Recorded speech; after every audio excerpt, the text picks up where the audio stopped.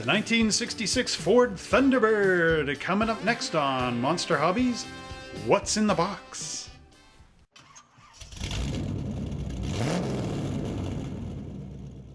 Hello once again, everybody. Welcome back to another Monster Hobbies What's in the Box, and today we're going to be looking at a sophisticated sports car from 1966 as we open up the lid on this amazing 1966 Ford Thunderbird by AMT ERTL.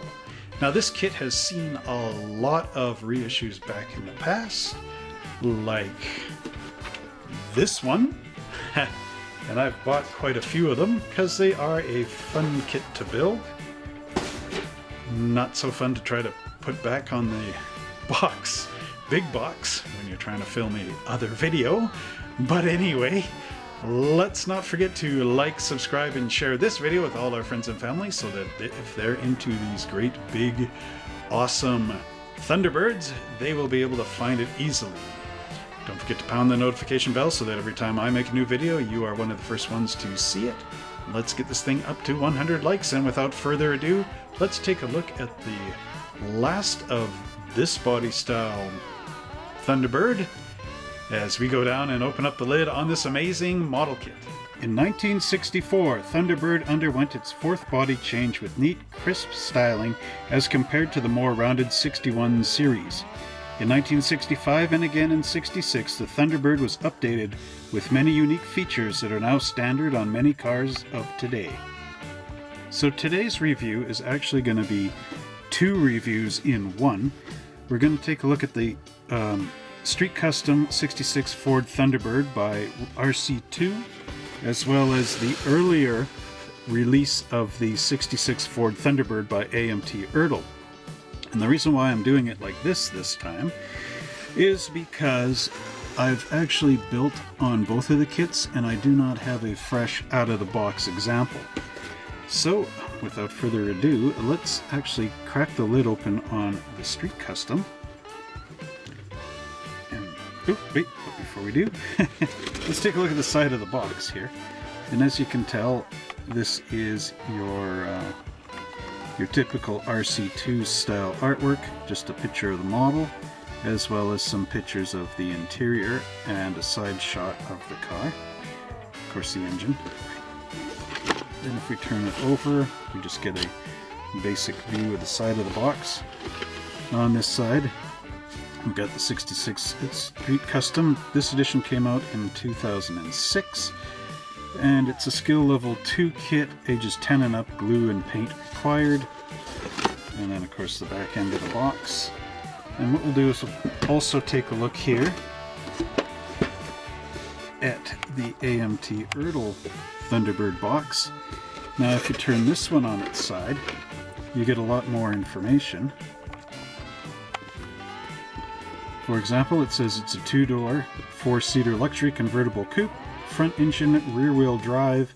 The engine is a 90-degree overhead valve V8, GT 390 cubic inch, which is 6.4 liters, a 4.05 bore, and a 3.78 stroke, 335 horsepower at 2800 RPM.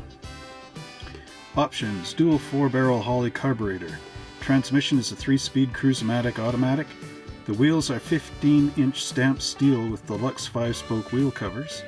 Exterior options: removable hardtop rear wheel skirts, and over 90 parts, full-color decals, and paint and cement not included. So there you get to see the nice car on the grid. Turn the box up, of course, the Thunderbird, and then, so on this side we get a nice rear 3/4 upper overhead type shot of the Thunderbird. There's the optional removable hardtop, those nice wheel covers, and there's a picture of the detailed interior. So you can see quite a change in box art style between the two boxes. That one versus RC2.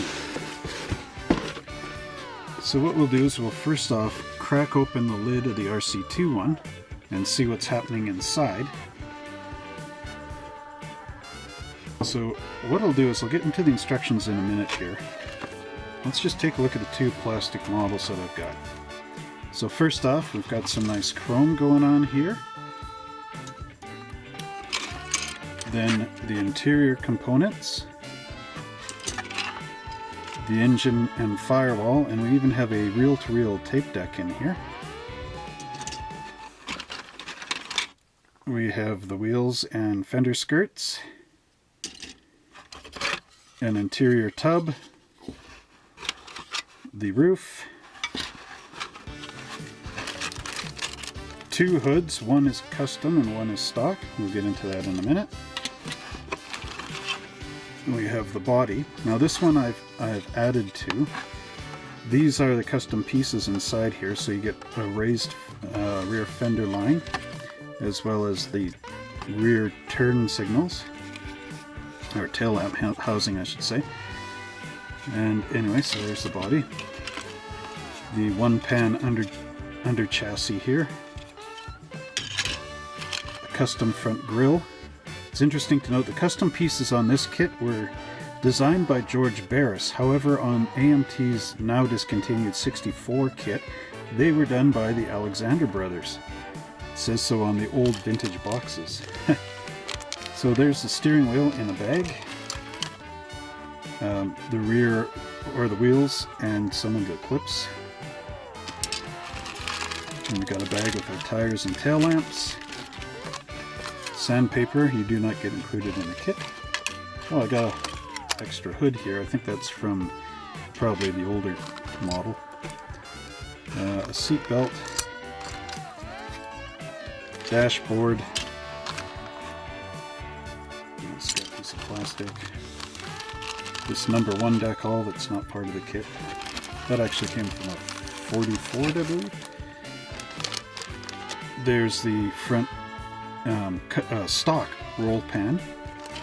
Now this is from the trophy series. This is a bunch of trophies and plaques and things to display your model with.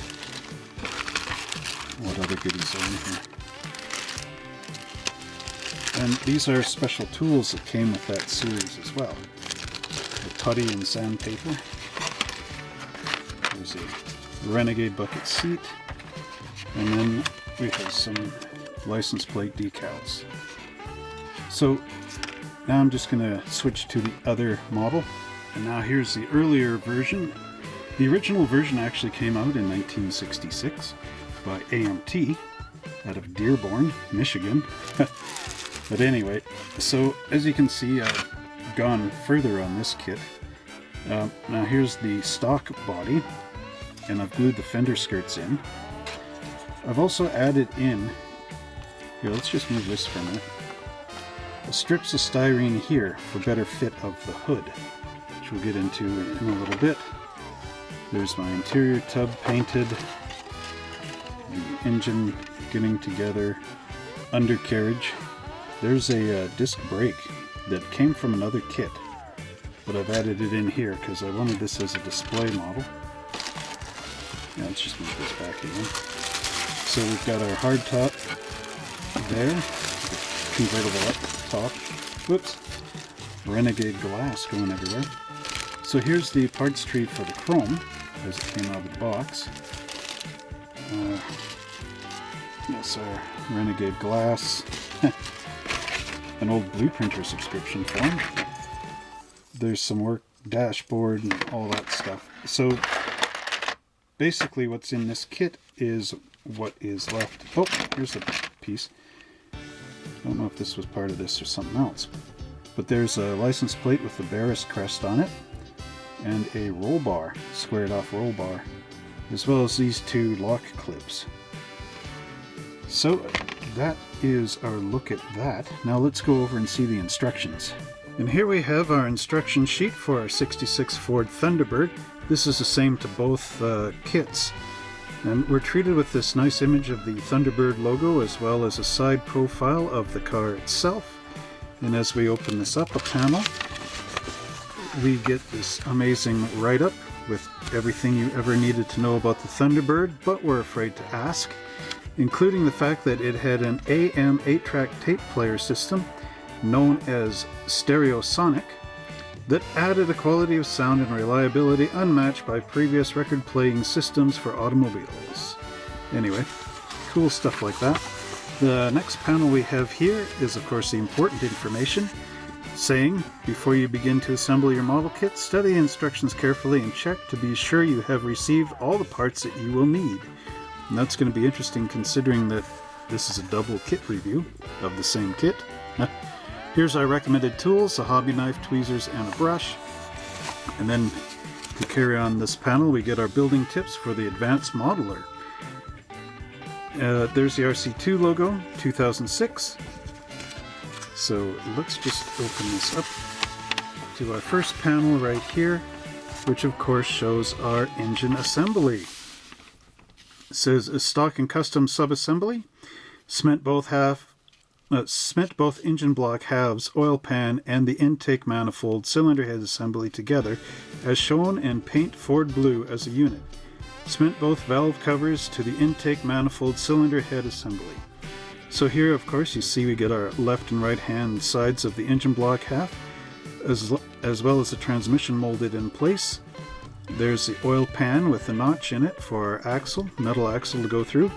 There's the intake manifold and cylinder head assembly, the two valve covers which are chrome plated, and as we move down a panel, we have our engine block, the continuation. There's the air cleaner going in, the overflow tank for your radiator, your left and right hand side manifolds, and the entire engine generator and fan belt pulley assembly is one piece. There's the fan, and then down here we have this amazing custom version where you can put on two 4-barrel carburetors, these velocity stacks, and then the rest is just the same stock parts as before.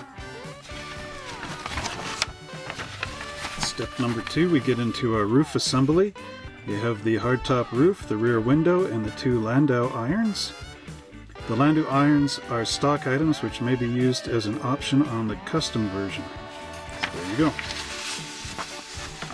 Coming over into panel 3, we get part of our wheel assembly. Just a little more down the page here. Here we get our outer wheels, the Firestone tire, and the inner wheels, which paint flat black. That's for the stock front wheel assembly, and the rear wheel assembly is the same. Okay, then we'll just move this up.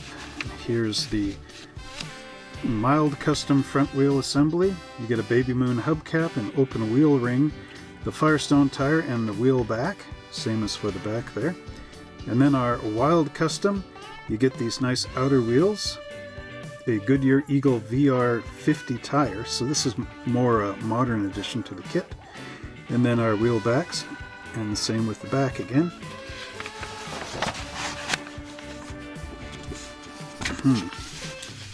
Panel 4 shows our chassis assembly. The chassis, of course, is one big flat pan in this.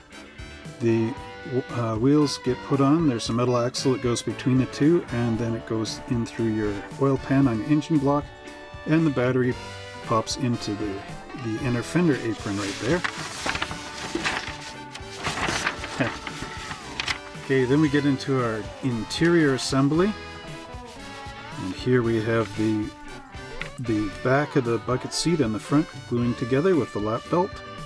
That's pretty much consistent for your mild and wild, or your stock and your mild custom. And then here we have the wild custom front bucket seat, which is a different type of bucket seat with the lap belt going in here. Then there's our interior, again molded as a bucket, which is typical for this era. The front custom bucket seats popping in here. There's our dashboard. You get a tachometer and a steering wheel and a shifter. Both of these pieces here are plated. And then in step 6, which is a bit longer, we have our body assembly. And this shows the interior bucket completed, going in, windshield first, then the firewall, your radiator support gluing in here, and then the bucket dropping in. And you'll note that this is a peg and post style of car. This might have come out as a promotional originally. It could be used for slot cars. Okay, we get into a very big panel here. This is the final assembly with your fender skirts gluing on the sides, and then the stock tail lights.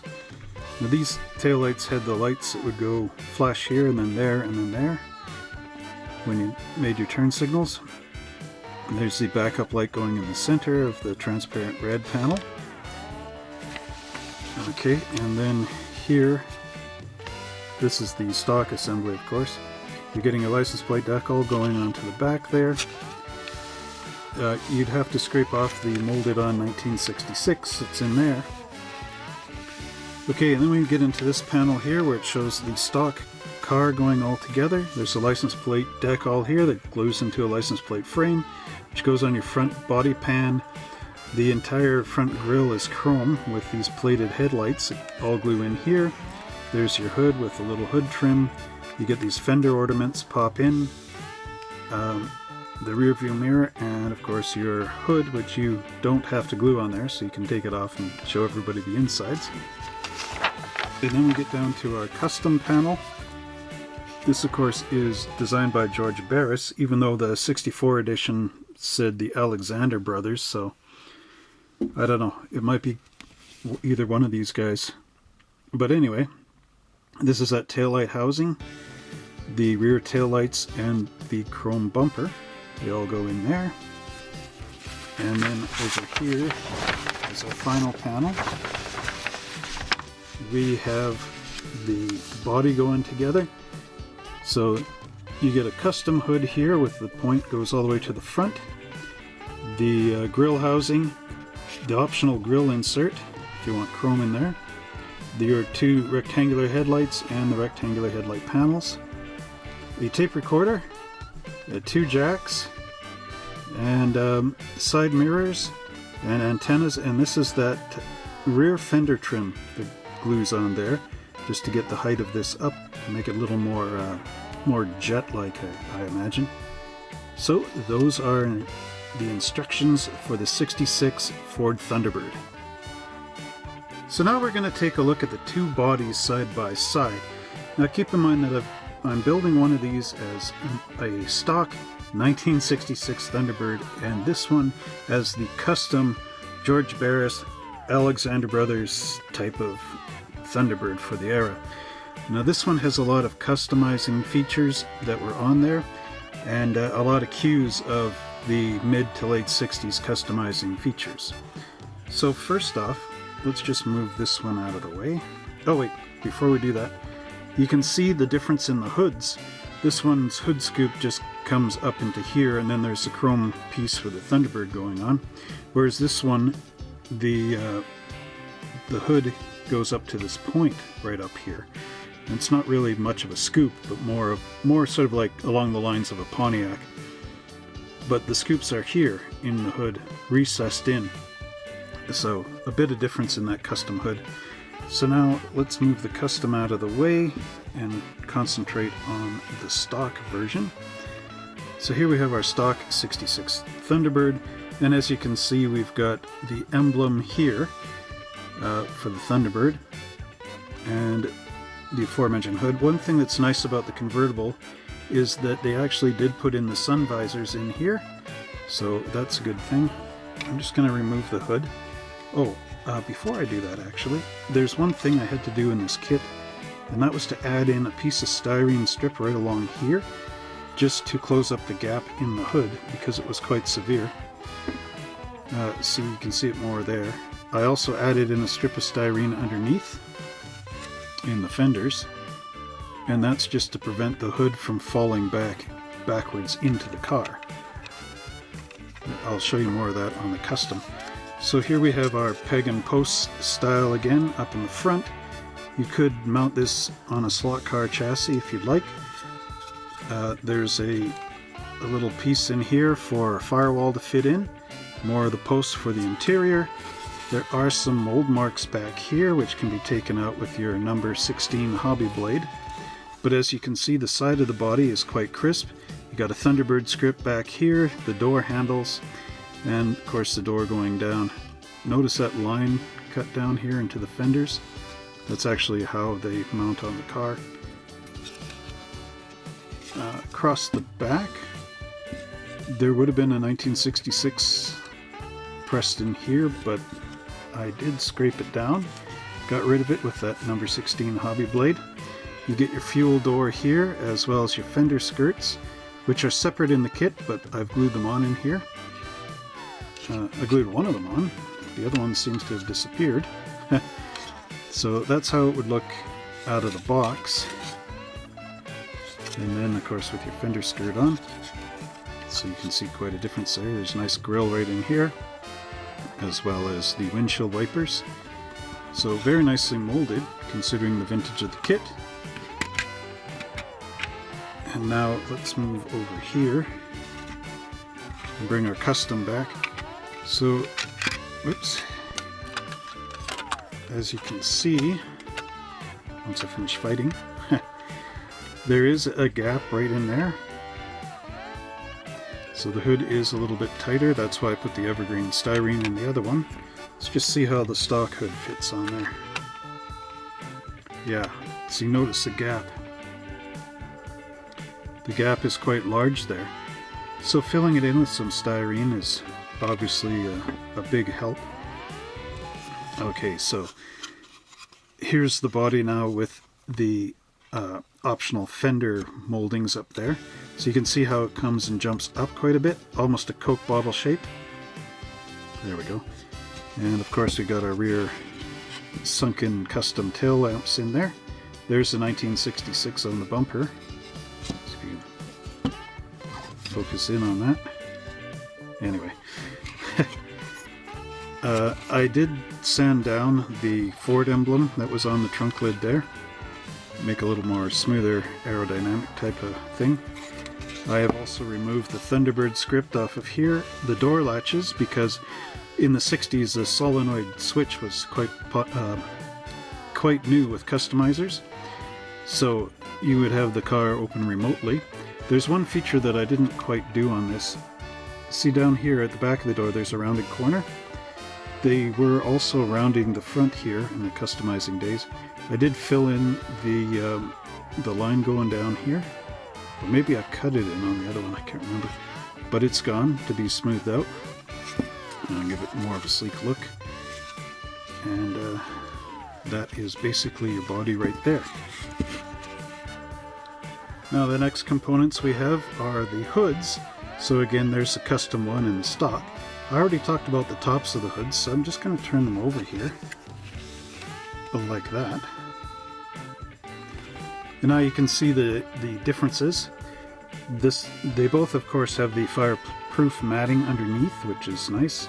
There are some of those round sink mark things that could be filled with your or sanded down with your number 16 hobby blade. That's what I'm trying to say. Here we've got the little brace for the chrome trim that goes in there, and then you can see the scoops underneath here just as bulges. So they're sort of fake scoops, they don't go in through the hood or anything. However, the detail here is still quite nice. The next piece up is our vinyl top. This is a hardtop convertible type of roof. So you can see the straps in here. And there is also a vinyl pattern molded in place. It does have a nice chrome along the back here, just like the original. And then if we turn this over, you can see that there are some mold buttons that need to be taken down with your number 16 hobby blade. But how does this piece fit onto the body? Well, I'll just bring back in the convertible. And as you can see, it does have a nice fit. Just put my finger on there. There is a minimal gap between the roof and the top. Oops, of course I moved it out of the way a little. There we go. So, as you can see, it will fit quite nicely, a lot better than the gap in the hood, and it will look quite nice on your model. Next up we have our custom grille for the custom version, and as you can see there is a grille pattern in here. And how does it fit to our body? Well, that's why I left the body down here. Oh, there goes the hood. So there is a bit of a trick to putting this together with the car. My suggestion is to put glue along here in the inner pieces.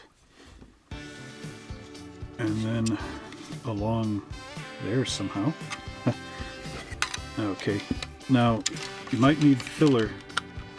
Actually, you're definitely going to need filler if you want to blend the sides of this grille into the front fenders, just so this doesn't stick way out like it does, but is more subtle like the rest of the curves in the side of the car. So maybe not the best finish for this thing, but still it would make a nice little addition to your custom. Next up we have the chassis of the two kits. And the top of course shows what it's like when it comes out of the box, and the bottom is after I painted it and added some detail, like the drum brake in the rear and the disc in the front. These have come from other kits, so I think one of these is in this kit, but I can't remember of course because, well, I've opened up the kit and moved stuff around. But anyway, so let's just move this out of the way. Oh, before we do, there's the the drum brake in the back and the disc in the front. And of course I've got the engine block in here. Don't quite know why it's black, it should be blue. But anyway, there it is. And of course I have fender aprons, so this should also be painted black, I do believe. Okay, moving this out of the way. So this is our undercarriage, and as you can tell there's some nice detail. The gas tank and part of the trunk lid in there. Everything is all molded as one piece, and it does have the holes on the side for lowering or raising up the body. And there's all the nice ribs in here, little pieces, and the front steering or front suspension is all as one piece molded onto this chassis. And again, there's more evidence of the peg and post. There's the hole right there, would have had a screw in there. So this may have been a promotional as well at one point in time, as AMT was making a lot of promotional model kits as well as glue-togethers. And of course there's our inner fender aprons with the wires and stuff molded in place. And pretty basic, but it does get the job done. And next up we have our sprue with the engine components as well as the firewall. And there is quite a bit of flash which will have to be cleaned up. There's that roll bar and our reel-to-reel tape deck. This could be good in dioramas or even glued into the interior of the car, maybe on the back seat. There's our engine block with the axle hole going through for the metal axle, the oil pan, the air cleaner, the intake manifold as well as your cylinder heads. There's the license plate with the Barris logo on it, your radiator, your fan, your exhaust manifolds, little clips to hold in the interior, although you notice they've kind of been sealed up into this thing here, so you could cut them off and drill them out, file all this down, get it nice and flat. There's the power brakes right there, the big master cylinder booster and the brake itself, or the reservoir. Okay, turning this over, you can see some nice detail on the radiator, although this is quite a small radiator. There, see how the discs are? So you'd have to figure a way to cut them out and file it all down and everything. But you could still use them. And the battery looks pretty nice as well. So there's those components. Next up we have our wheel components. There's the wheel backs, all four of them. The metal axle will go through there. And then these are those inserts for your custom wheels with the Baby Moon hubcaps. And these are the fender skirts.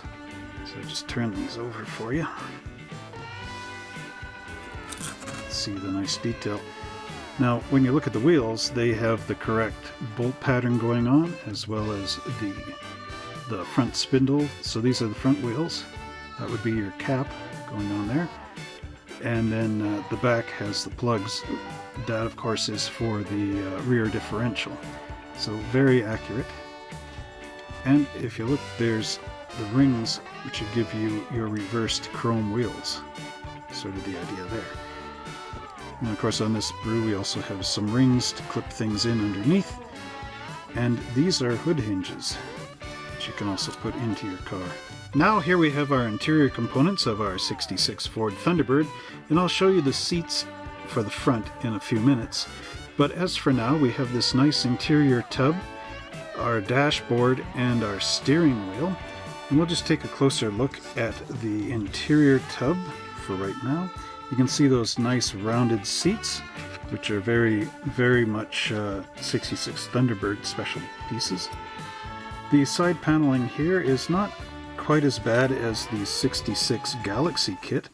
The door handles are a little bit soft, but they don't have that kind of drag down the sides as the Galaxy kit did. There is some nice tuck and roll kind of pleating going on in there. There is a nice carpet down below. There are a few little mold marks here and there, but it does have the accurate automatic pedals molded in.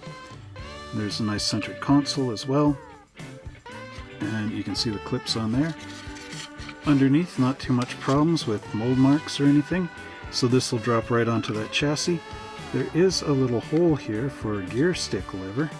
Should be drilled out so that you can put a shifter down below.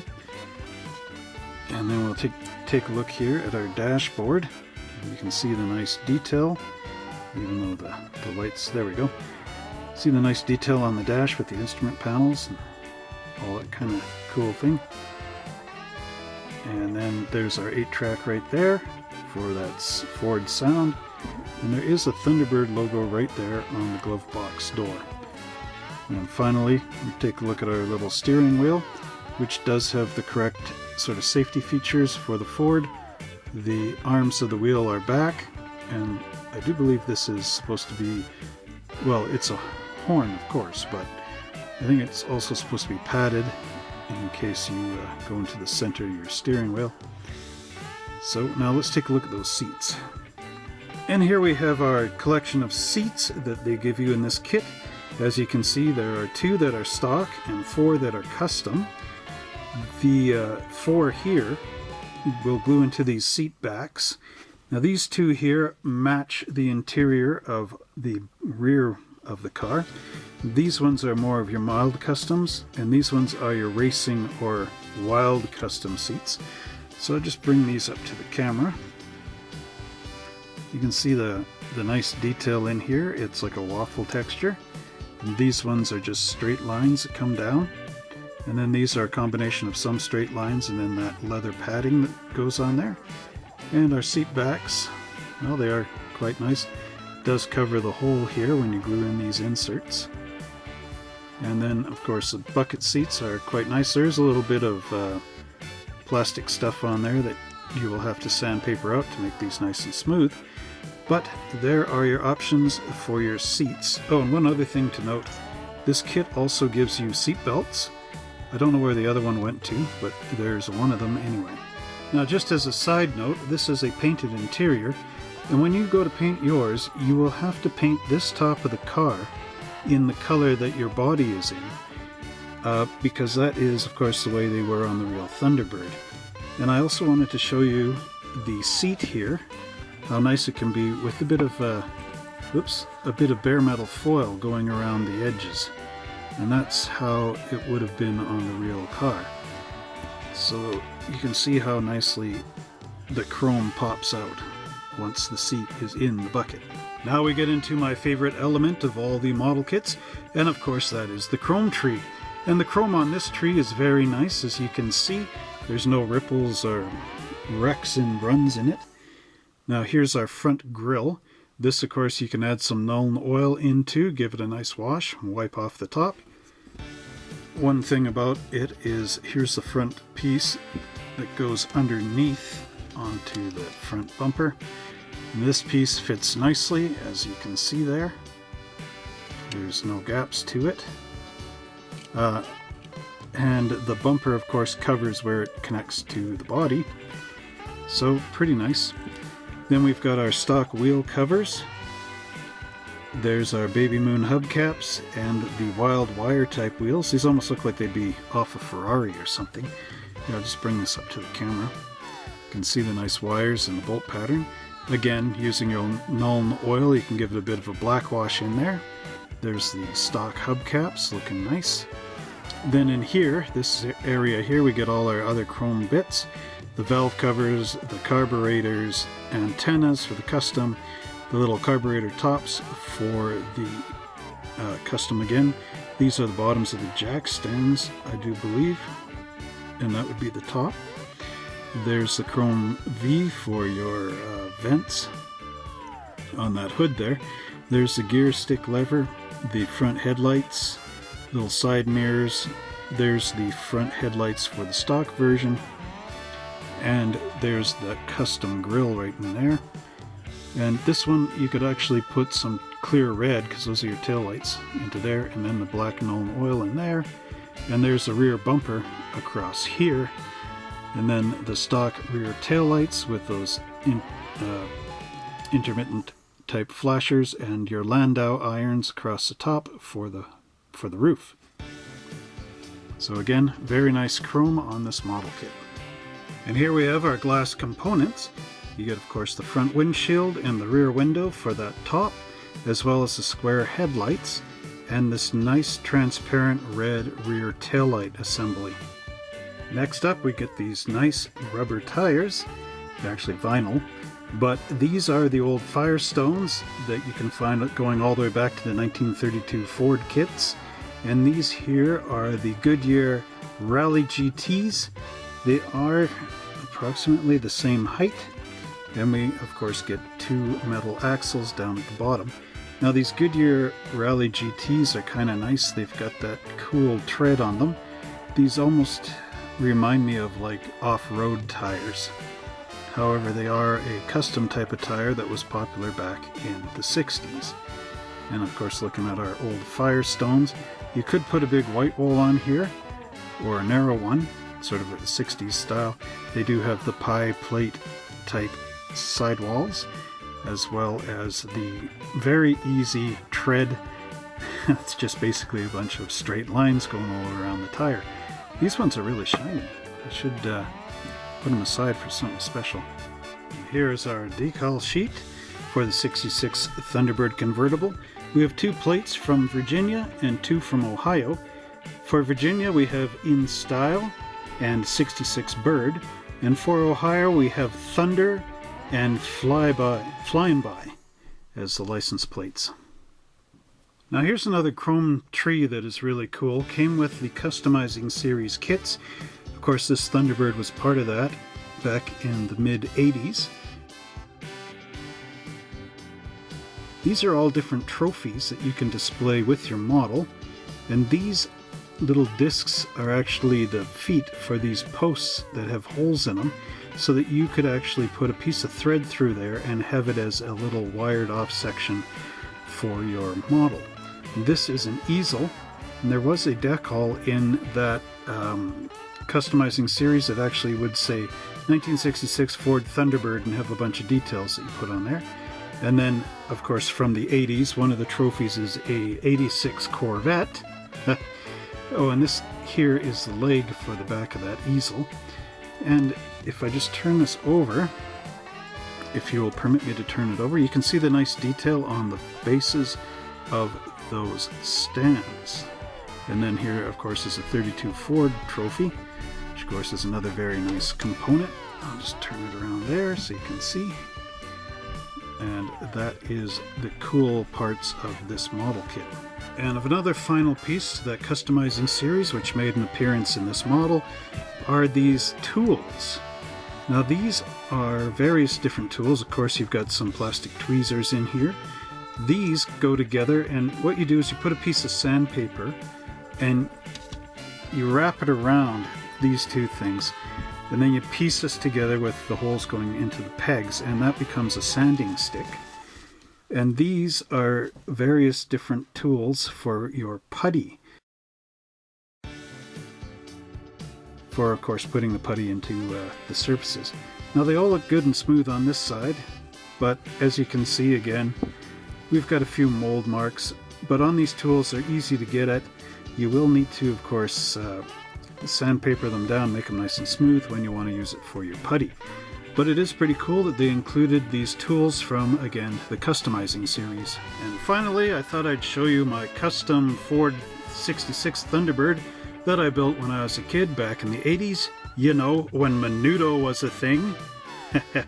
Anyway, I used the custom hood, as you can tell, and I painted this nice blue stripe on there, masked it out. It's quite new to modeling, so it was quite the thing. Now, just under the hood here, we of course have our blue motor with a green brake reservoir, which is very bizarre. There's the flat black, and as you can see, like if you look, right here I painted this all black, and you can see that, like with the red interior, that would have matched the white on the body color a lot better if I had have known at the time.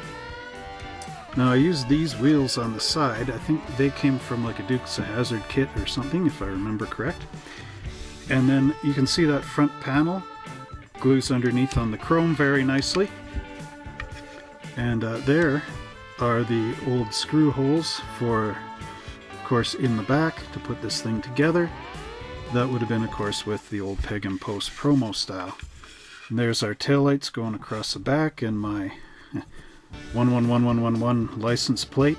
That's painted with a brush way back in the day, before I mastered my skills, of course.